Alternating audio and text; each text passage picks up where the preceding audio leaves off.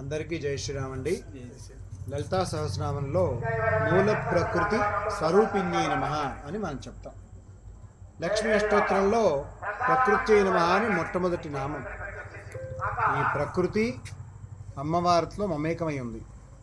ఇలాంటి ప్రకృతి ప్రేమికులు మనకి ఘర్షగుర్తిలో చాలా ఇంట్లోనే అద్భుతమైనటువంటి చిప్పా శ్రీనివాస్ గారు అద్భుతమైనటువంటి చెట్లను పెంచారు. ఈ రాత్రి సమయం ఇప్పుడు మేము ఈ సమయంలో వచ్చాం, కానీ ఇవన్నీ చూడడం చాలా ఆనందంగా ఉంది. ఇలా మనం కూడా ప్రకృతి ప్రేమికులుగా మారదాం. ప్రకృతి బాగుంటేనే మన జీవన విధానం బాగుంటుంది. జై శ్రీరామ్. జై శ్రీరామ్. వారికి అంటే అమ్మవారితో కలిసి వస్తే అది శివుడు కానీ నారాయణుడు కానీ ఎక్కువ స్థిర నివాసం ఏర్పాటు చేసుకుంది.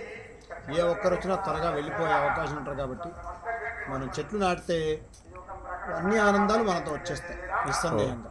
జై శ్రీరామ్. జై శ్రీరామ్.